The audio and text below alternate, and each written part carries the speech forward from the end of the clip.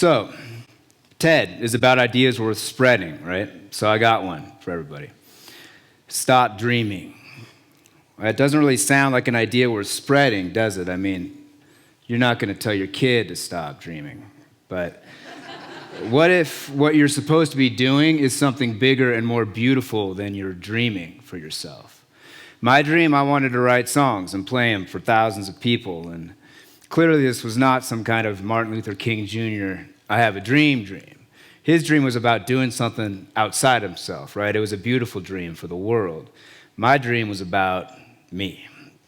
So I put this band together. This is our first show ever in the mid-90s in Seattle. And this is the same guitar and different pants, thankfully. But not long after this show, I told my dad that I was going to quit my day job and go after my dream. My dad's actually here tonight. And he stopped what he was doing long enough to say, good luck. But I wasn't really a believer in luck back then. I believed that if I kept dreaming and toured around in the van and did everything else that I'd seen on those VH1 Behind the Music episodes, that I'd get what I wanted. And it took about a decade into that chase for me to understand that what I want is hardly ever what I need. And it was after the last in a string of increasingly empty shows. And I was in the hotel, I went into the bathroom, I turned on those fluorescent lights, and with a flick of a switch, I was older, and I was alone, and I was tired and defeated, because I felt like I'd been putting these parts of my heart, these songs, like in the best years of my life, into a world that didn't want them, right? The world had moved on. The world was getting married and having families and successful careers and incredibly fulfilling lives. That's what it looked like on Facebook anyway, which, it was always true. And so it didn't look that way for me, though. So that night, before I wrote down the dream, I heard something else my dad had told me, which was, don't be an old man in a young man's game. And I answered him with my heart. I thought that I'd be there by now. This night is echoing loud as I drive. It seems a long way to go to find that no one's home. Oh, how I thought that I'd be there by now. And that night in that hotel room, I wrote down my dream of playing for thousands of people, and I put it on a piece of hotel stationery, and I set it on fire in the sink in the bathroom. And the strangest thing happened. I felt sort of free, because I realized that I really hadn't been chasing my dream all those years as much as I've been carrying it.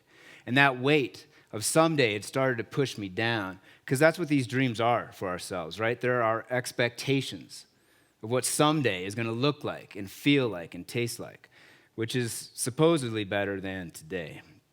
And waiting for me at home was a letter from a fan, so I had one, right? Her name is Emily, and Emily writes her soulmate a letter every year since he passed away. And she shared this letter with me, and I was so inspired by it that I wrote a song about her letter with a friend of mine. It was really from her heart. So every year I write you this letter, but like a prayer, it's more for the sender. And bringing that song into the world made me feel even freer, because it wasn't about me anymore, right? It wasn't about my story or some perceived step toward my own dream. It was for the sender. And doing something for somebody else pushed this door open into this light-filled room in my heart where I hadn't been in a long time. And I wanted to stay there for a while. So I wrote another song for her, and then another one. And then right around then, I got asked to play this benefit show for a homeless shelter for kids. And after the show, the director of the place, who had been homeless herself, she sent me this letter. And 3 days later, this letter showed up. And it was from a first responder in Haiti who had heard one of my songs. And then I got another letter a couple weeks later. And I love this experience of writing songs about letters, for other people, not for myself. So I showed these letters to a talented group of friends of mine in town, and before I knew it, I'd produced this album inspired by letters featuring some Grammy-winning, platinum-selling artists, which was cool, but more importantly, those senders loved their songs. And now I never wanted to leave that light-filled room in my heart, right? So I wove their stories into a book just for them. I printed like 20 copies of this thing, and I shoved the album in it, and I took off for Connecticut, where we surprised Emily in an airport hotel room with her songs.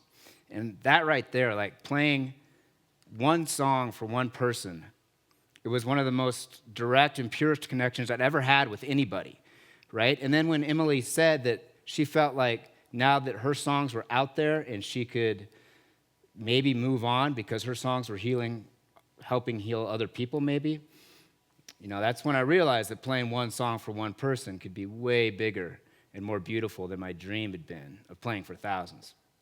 So I went to Haiti, where I found the first responder in a medical clinic she was running, and I played her songs. And then I flew back to California, where we surprised the director of that homeless shelter with her songs. And then we played a show in town, and I decided that, to make it more for the sender, if they chose a cause, I'd donate all the proceeds from that show to the cause. And the show went off pretty well. We sold it out. We sold out, actually, 2 shows that night. And we kept playing shows and kept selling them out and kept donating proceeds. And pretty soon, I was playing around the country for thousands of people. So a very ironic thing was happening, right? Like my dream, my old dream, the one that was about me, it wasn't happening, right? But as soon as I put that dream down and I started doing something for somebody else, it actually was happening. And that's the irony here, is that once I stopped carrying the dream started carrying me right through that door into that light-filled room in my heart, where this beautiful chain of events was starting to unfold, because the people who sent me their letters were helping themselves just by writing their thoughts down. And the songs and the book and the concerts inspired by their letters were in turn helping many, many more people. And then the proceeds from those concerts were in turn helping causes like that homeless shelter for kids, right? Actually, this show in particular right here, it paid for this surf camp for veterans that I got to be a part of, where we helped men and women who'd sacrificed so much for our country, some of whom had lost their sight or lost use of their limbs. We got to help them experience that joy and that freedom of being on a surfboard. And concert proceeds also helped a ranch actually here in our community, where folks that need it the most get to experience that same kind of joy and freedom on the back of a horse. This is actually a horse camp for veterans that I got to be a part of too, where at the end of the camp, they wrote down on the horse's back in paint what they felt that horse had given to them during the camp. And then they set it free in the pasture. Right? Healing and hope. I mean, how beautiful is that, right? So this is how what I was supposed to be doing ended up being something way bigger and more beautiful than I was dreaming for myself. I think that, if you want to invite this kind of joy and light and abundance into your life, you can start by giving your talent or your skills, even your time, well, especially your time, in service.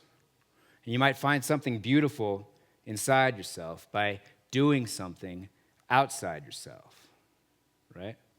But you're going to have to stop dreaming first. Thank you.